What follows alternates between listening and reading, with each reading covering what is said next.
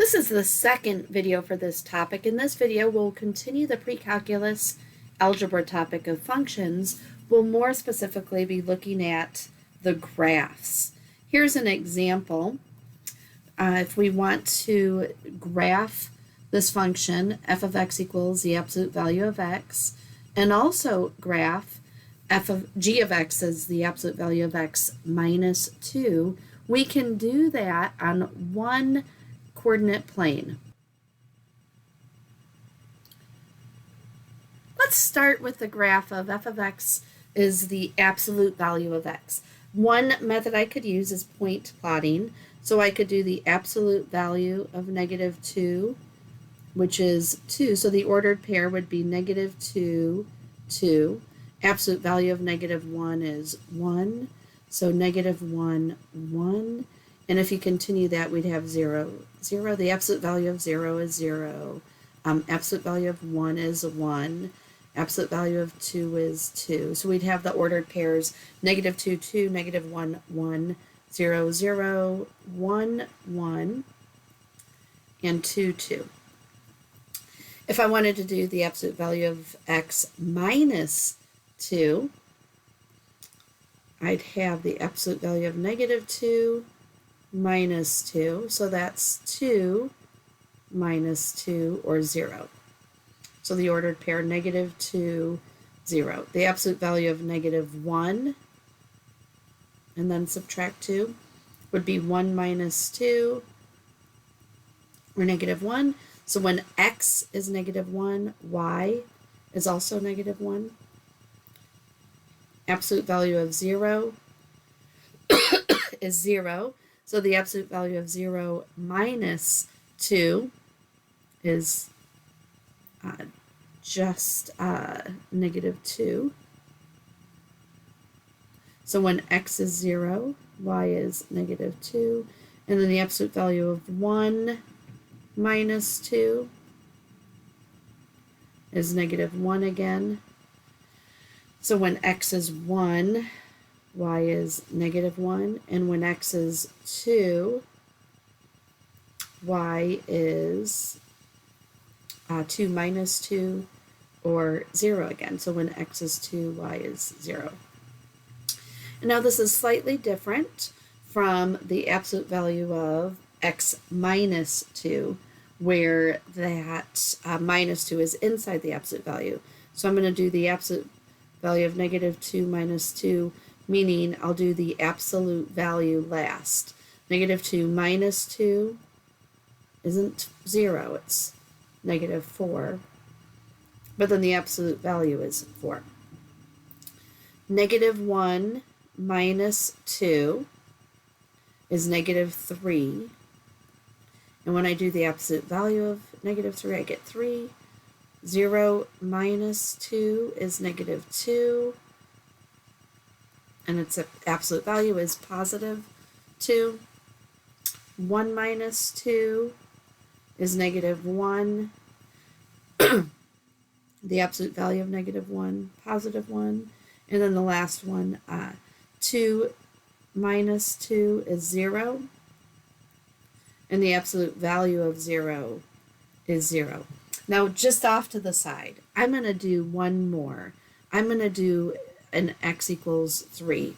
I'm going to add it here to the top because there's not enough room here to really show it at the bottom. But if x is 3, then the absolute value of 3 minus 2 is the absolute value of 1. That's going to equal 1. So the ordered pairs I have, when x is negative 2, y is 4. When x is negative 1, y is 3. When x is negative, what was it? When x is negative, let me get this moved back in place. There we go. When x is 0, y is 2. When x is 1, y is 1. And when x is 2, y is 0. And then that last one that we added, when x was 3, y was 1. Watch what happens when I graph these. I'm going to do them by color. So the -2, 2, -1, 1, 0, 0, 1, 1, 2, 2. I can see the shape, if I continued, would look like this. Now let's try the absolute value of x minus 2. I'd get -2, 0.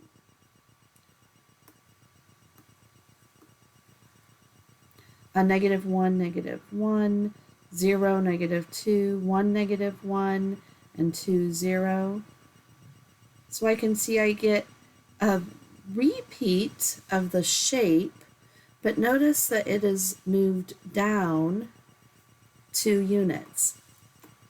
That's the pattern you might see, and this was subtract 2, the absolute value, subtract 2, and that blue graph from the pink graph. We'll consider the pink graph our original. And so from the original, from the absolute value of x, we can see that the absolute value of x subtract 2 moves the entire graph down 2 units. Let's look at the last one. If I subtract the 2 first, -2, 4,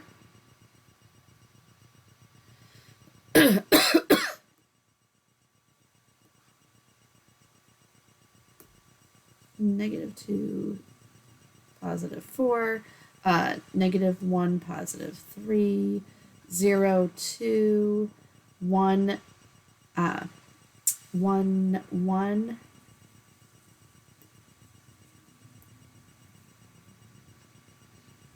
2, 0,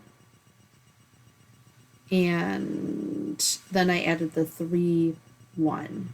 So we can see this one starts to come back up. Oh, and that part is parallel, identical, actually, coincides with the blue part.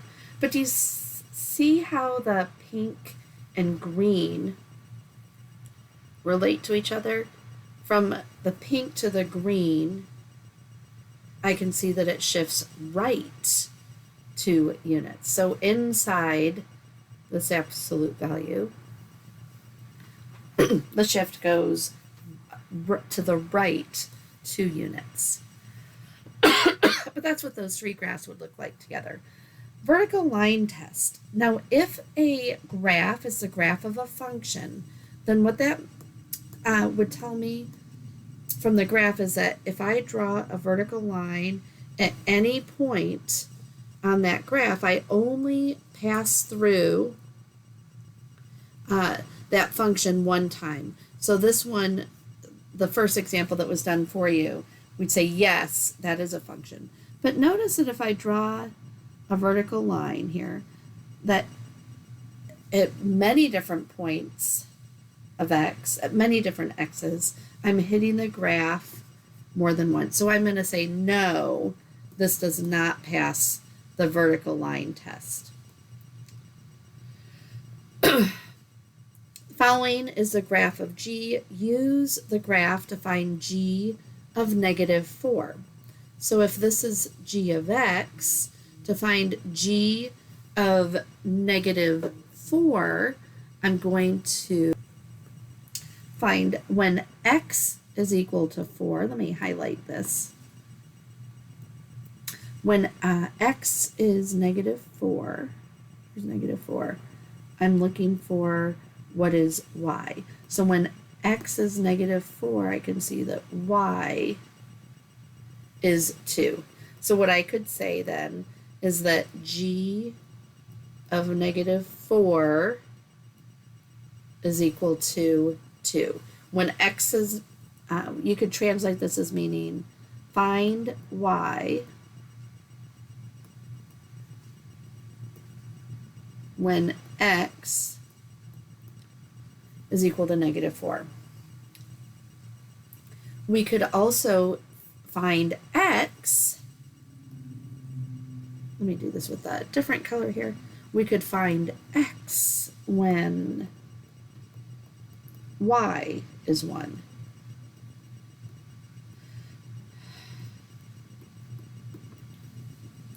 So when y is 1, I can see that x is -2. So what I'd say about this is it's x is -2. So I could say g of -2 is equal to 1 from that graph. This next example, we're going to find the domain and range. So what we're looking for is what x's and what y's are included included in the what x's and what y's are included in this function. So notice that with these arrows going here, that would mean that it keeps going infinitely, right? So we could see from that the x's range from -infinity to infinity, or in other words, all real numbers are included in the domain. We could say all real numbers, or in interval notation, -infinity to infinity. The highest y value appears to be -2. So the y values, although this would show that they start down here at -infinity, they stop at y equals -2. So for the range, I'm going to say -infinity up to and including -2. Notice I'm putting a bracket with that -2.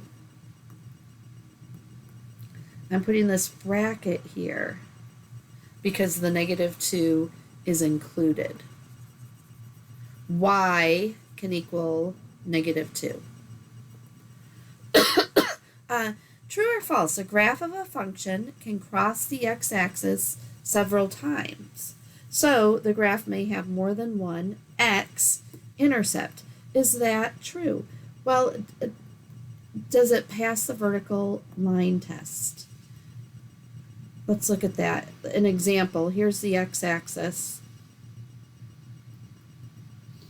I could draw a function that crosses this an infinite number of times. And notice that, so if I had this one keep coming down and going back and forth, we're crossing the x-axis multiple times, but can it still be a function? Yeah, we could see that, yes, this is true. It's true that the graph of a function can cross the x-axis. It's true that the graph of a function can cross the x-axis several times. Notice, however, that we can't cross the y-axis any time more than once. For the example to the left that was already done for us. As soon as I cross that y-axis twice, notice that I don't pass the vertical line test. There on the y-axis itself, we don't pass the vertical line test. So that's why this example that was already done was a no. I hope that this video has been helpful to you. If you do have any questions, please let me know through email, or you're welcome to ask in class. Thanks for watching both parts of the videos for this section.